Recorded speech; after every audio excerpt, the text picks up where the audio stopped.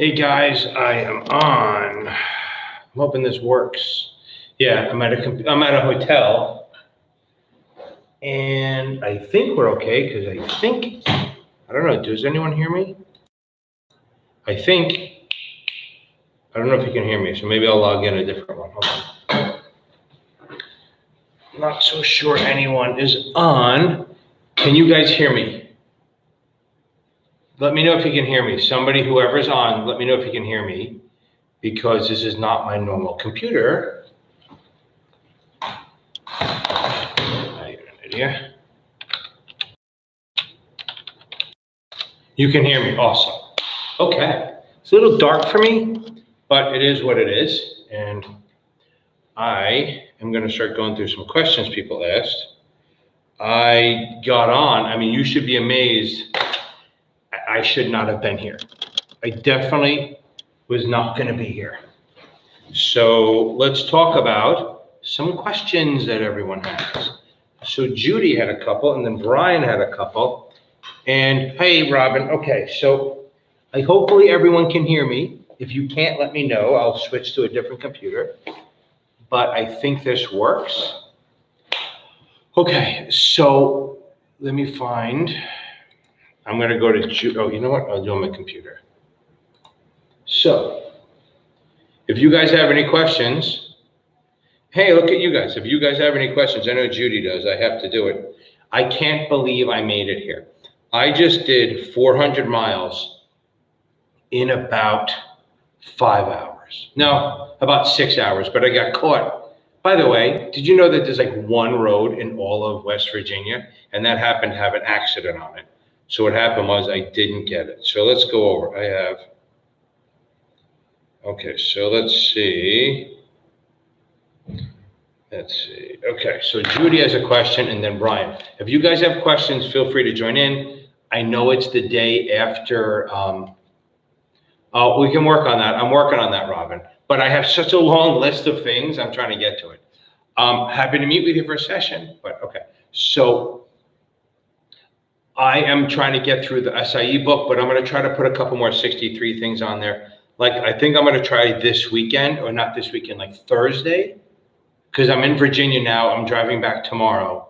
Maybe I'll do it at like 1 in the morning. I'll just do a exempt security, exempt transaction thing. So Judy sent me a question. Kaplan book states that money, this is right, this is today. Wait, is that the right one? Okay, so just make sure. I think this is the one. Judy, if this is wrong, let me know. When you answer my question, you sent it on the 15th, I think, which today's the 18th, right? Okay, good. Okay, so let's do this. Kaplan book states that money market securities issued by the U.S. government and its agency includes treasury bills that trade in the secondary market. My question, what about treasury bills that trade before the secondary market? Is this the only way they trade? This might have been one that I might have answered, okay? So, and it's, even if I did, it's fine because it's going to help us out. Treasury bills are always money markets. There's no way they aren't, okay? There's no way they are not money markets. So what are money markets? They are, let's go through the whole thing. Money markets are commercial paper. They are T-bills. They are bankers' acceptance. They are short-term CDs, muni notes, stuff like that. Those are all considered money markets. A money market is really a debt that is trading that is less than 100, that is less than a year. And T-bills, the max is a year, so it works out. Hey, Colleen, how are you? So now let me find some more stuff. So I think Brian sent me something. So, Brian, okay. Okay, so Brian sent me a couple of things. So let's go over the questions. Because it's funny, I feel bad. Brian sent me a question at 9:30 last night, and I was already on my way home. Okay, here's a couple of questions. One, which of the following order types are available to customers for use in the New York Stock Exchange equity markets? Remember, if you guys have questions, put it in there. So 1, fill or kill, 2, immediate or cancel, 3, all or none, 4, or order cancels the other. So let's go through what each of these are. Okay, that's what I'll try to find that, Judy. Okay, so If you can resend that, I know I'm a pain, but when I'm driving, my Gmail overlaps. So let's talk about what the different types of orders are first. That's more important than what's going to be on the New York Stock Exchange because they will not do that. So here, let's talk about, first of all, we have market orders. Market orders are just buy the security, just buy it. I don't care about price. A limit order is buy it at a price, but don't buy it at a price, but no higher, or sell it at a price, but no lower. You're setting a budget. You're saying, oh, I want to buy stock at 50, but not higher than that. Okay. The other one is I'm going to talk about is then there's a not held order, which is saying I want to buy it at a price or a market, but I'm letting the broker dealer or the agent kind of decide when to buy or sell. Immediate or cancel means this: buy it right now or cancel it. Buy as much as you can, right now, and then cancel the rest. Again, I give you an order to buy 1,000 shares at 42, immediate or cancel. Buy as much as you can at 42, and then cancel the rest. That's it. Buy as much as you can at 42, or whatever it is, and then cancel the rest. That's immediate or cancel. A filler, an all or none, is you buy all of it or you don't buy any of it. So if I give you an order to buy 1,000 shares at 40, all or none, then you either buy all of it or you don't buy any of it. You don't have to cancel it right away, but you're not allowed to buy 700, 800, 900 shares. You have to buy all of it or don't buy it at all.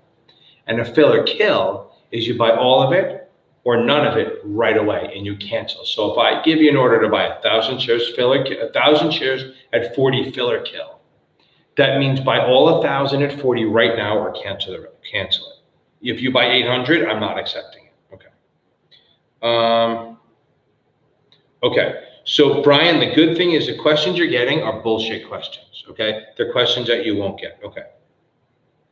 Okay. So which of the following does not participate in the syndicate joint account for municipal underwriting? Okay. So this could be a question, but it's understand. So they're saying which does not participate in the syndicate underwriting. Obviously, the issuer does not participate.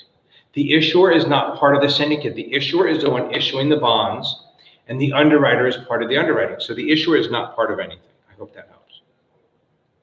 A customer buys a 20-year 7% bond on a 7.35% basis. So let me ask you guys, if you buy a 7% bond at a 7.35 basis, is that a premium or a discount?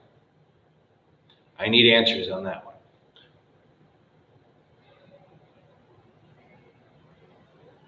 Somebody give me an answer that if you buy a 7% bond on a 7.35 basis, is that a premium or a discount? I got one person. I want a lot of people to answer. Have some fun here.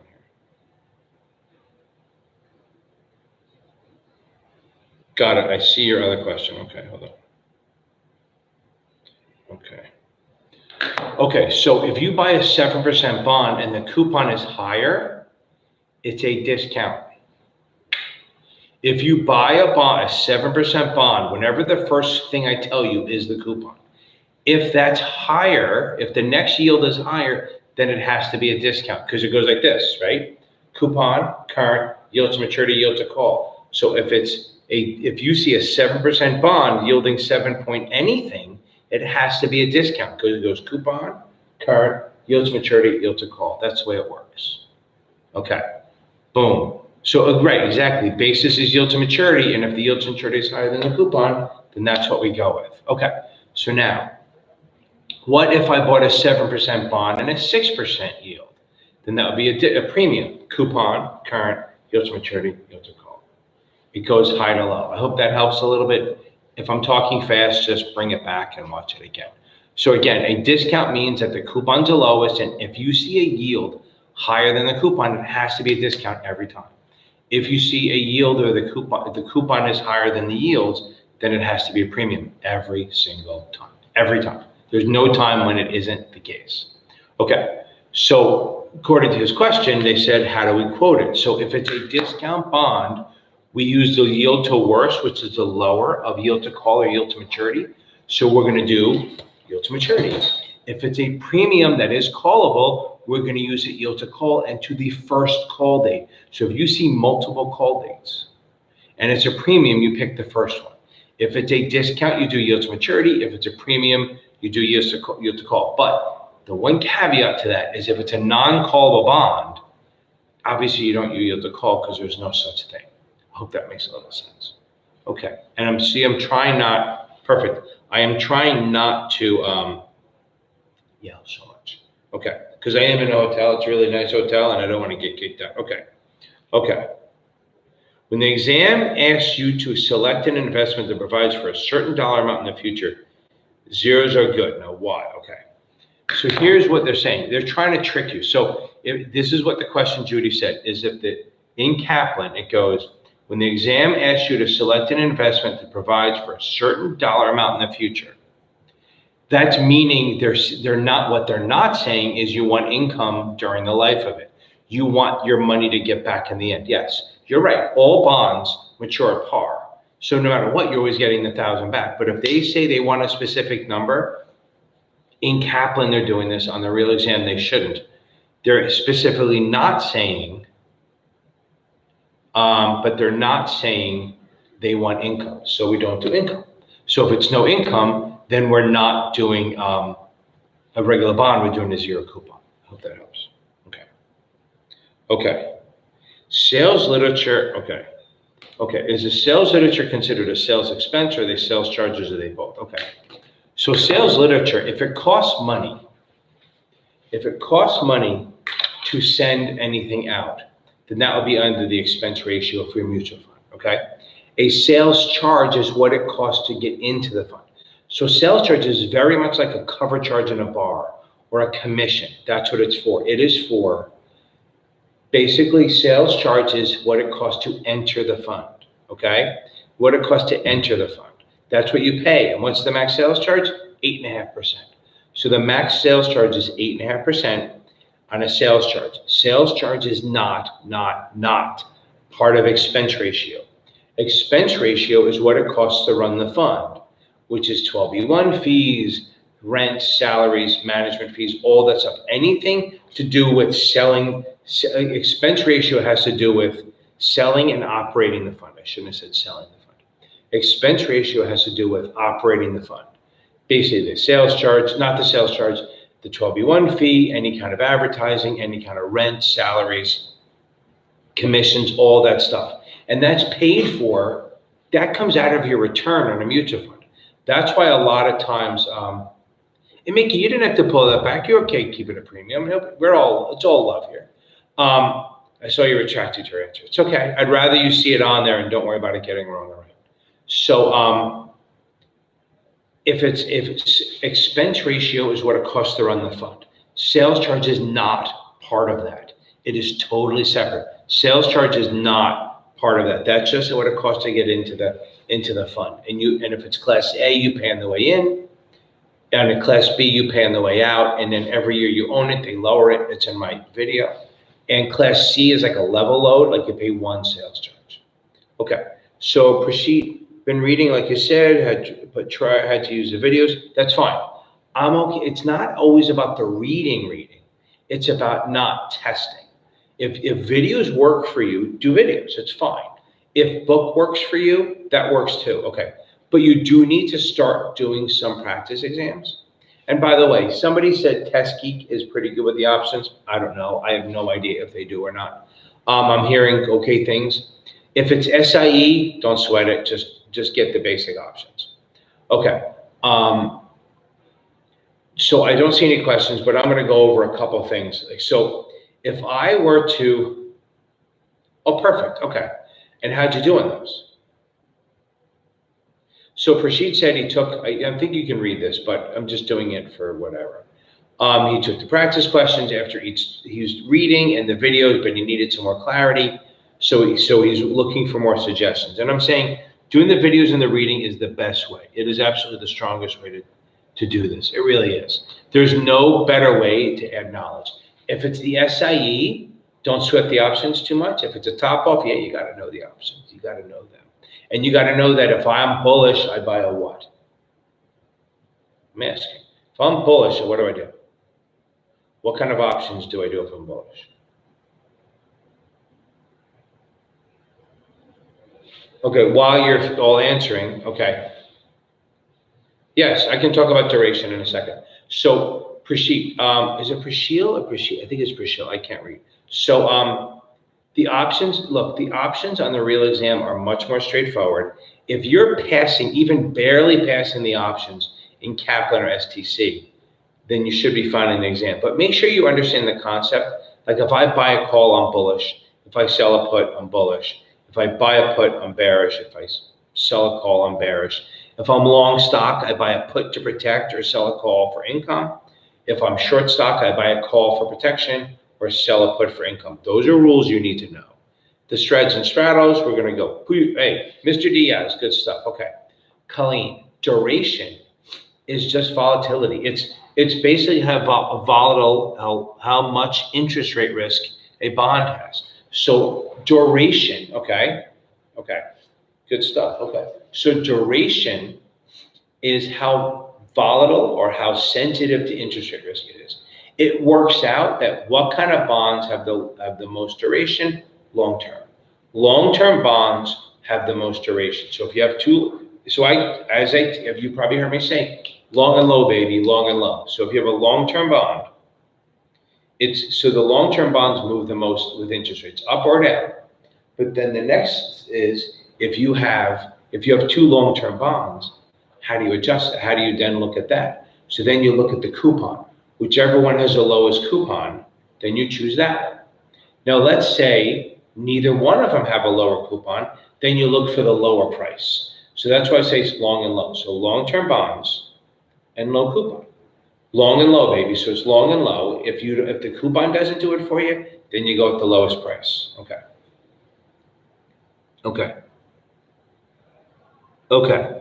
So I took the SIE exam and missed it. The only section I struggled with after watching the videos was the products and risks. Okay. So Jessica, it's all right. Missed by 2 questions. You know what? It happens. You'll get it next time. Think of it as a 30-day problem, as I tell everyone, a 30-day problem in a 20-year career.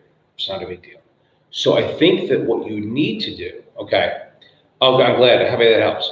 And that's on the SAE that's huge, and on the top off that'll show up. So I go through the videos on products. There is a whole thing on risks.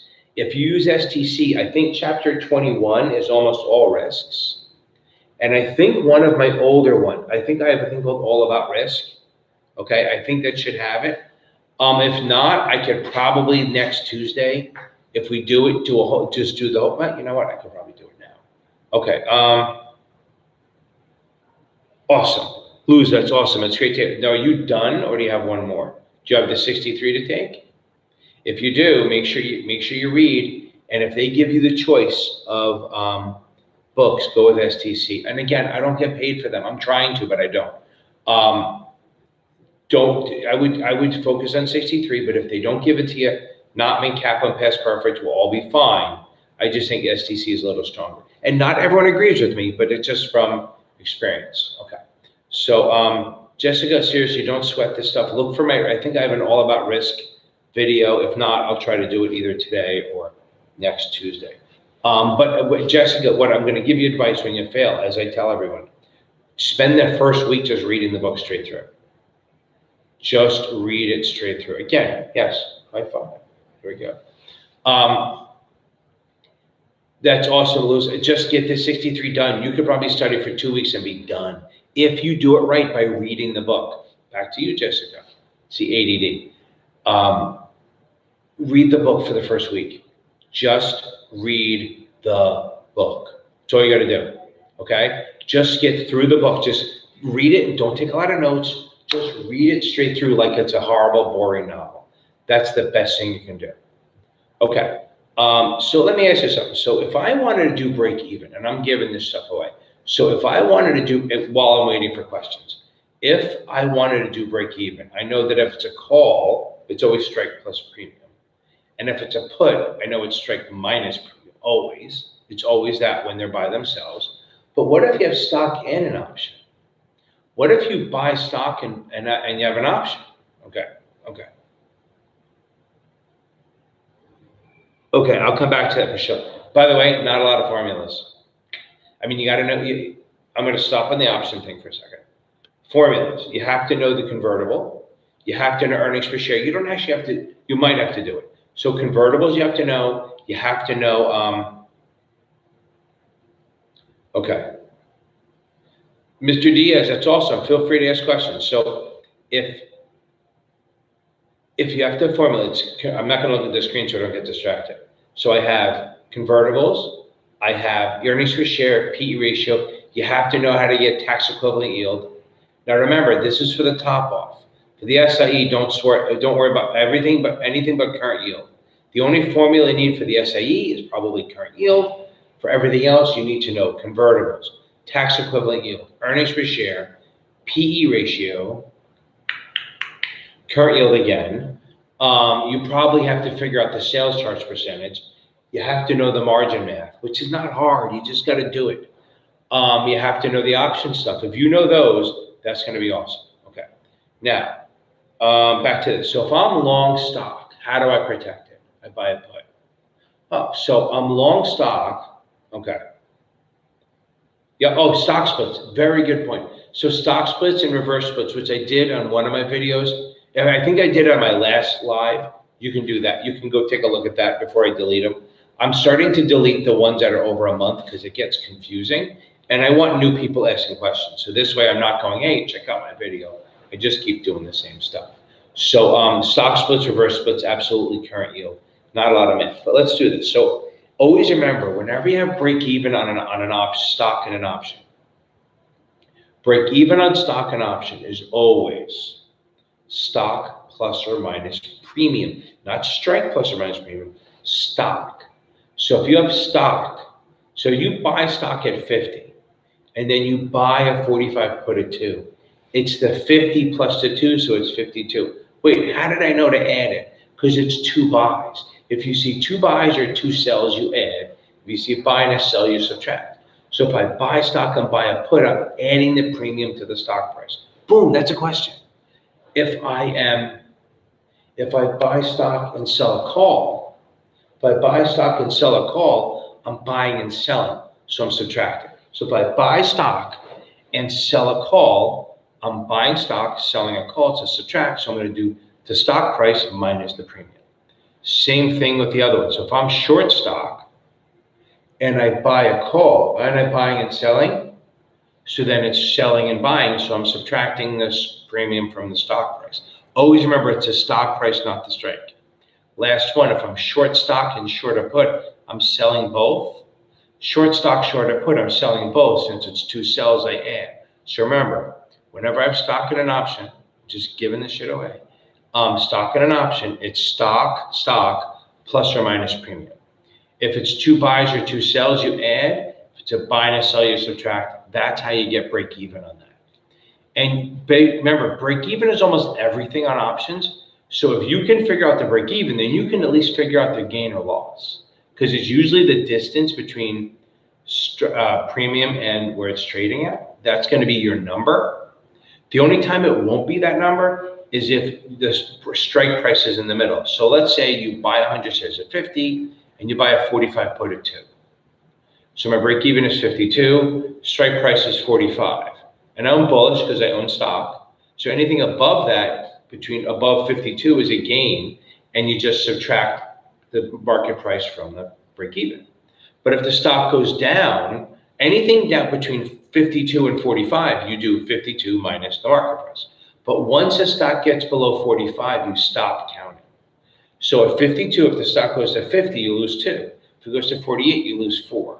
If it goes to 41, you lose 7, because you may be counting, but you stop at 45.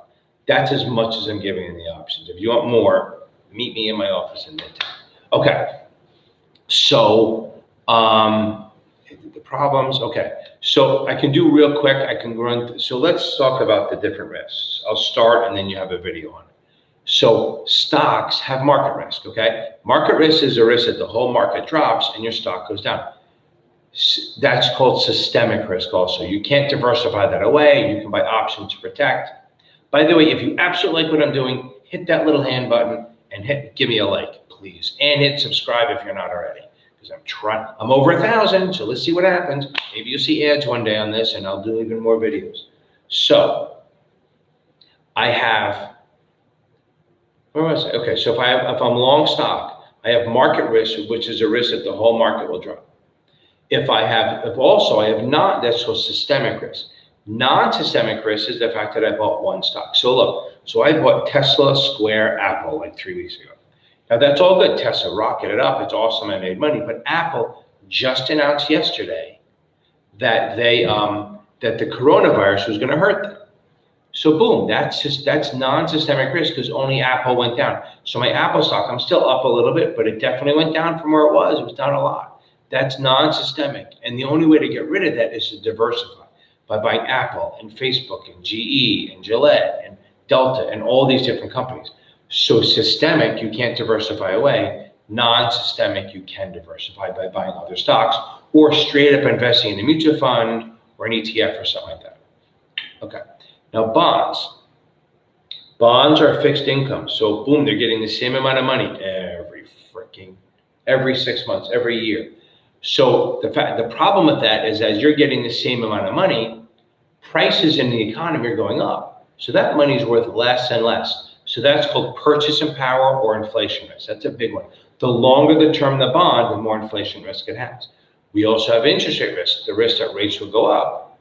And now your bonds, you have a 5% bond, rates go to 7, well, your bond's still paying 5. So it's not as attractive, so people won't pay as much, so they go, fuck it, I'm not buying it, so price drops. Sorry for the cursing, but it is what it is.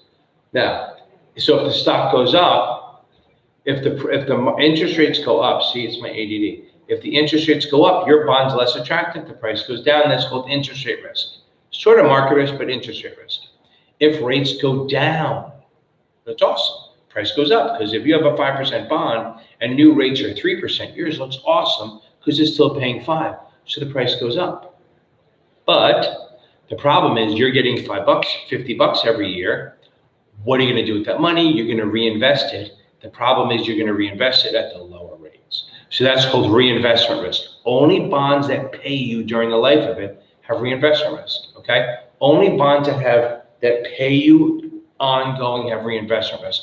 So zeros do not have reinvestment risk. There's nothing to reinvest. Okay. Now, also if interest rates go down, yes, price goes up. But again, the issuer is more likely to call the bond because they can issue a bond at a lower rate and pay you off and then pay a lower rate. So they're paying you 5%. Okay. We'll get there. So perfect. Okay, so now, if I buy a 5% bond, I'm getting $50 every year and interest rates drop to 3, that issuer would want to pay 3, not 5. So what's going to happen is they will issue a new bond at 3% and then use that money to pay us off. And boom, I got called. I'm not super happy because the only thing available are lower rates. That's call risk. Another risk is what if they don't have the money to pay you? Default risk. Default risk or credit risk is a risk of all bonds except for treasuries. So default risk is the risk that they will not pay their income or the premium, and not the premium, the principal. Treasuries do not have this. How do we measure it? We have the rating. So AAA is the top, AA, A, then BBB is the lowest investment grade. Below BBB is BB, but BB and lower is where speculative or high yield starts. Okay. That's kind of the risks of stocks and bonds. I'll do it another time. But let's see. So, Prashil, if you live in Jersey and you get a territorial bond, will it be tax-free? Okay, so here's the deal.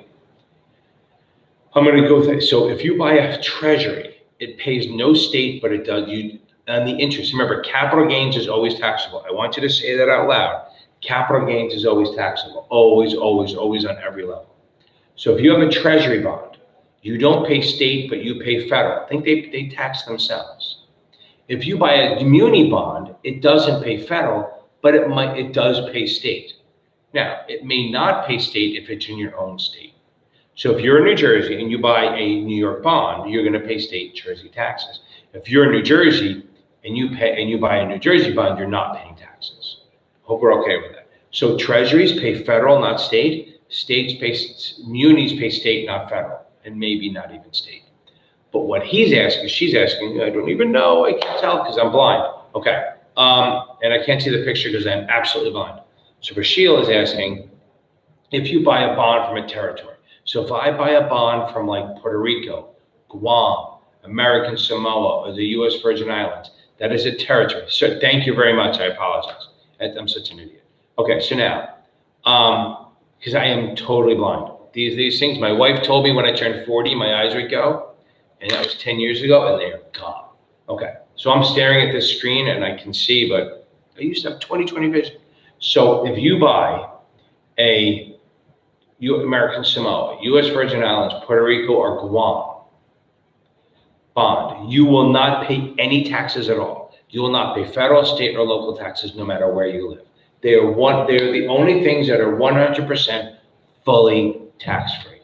Interest, remember, it's only the interest. It's not the principal. It's only the interest. The principal, you don't pay taxes, but the interest is tax-free on this. Capital gains is always taxable. I hope that helps.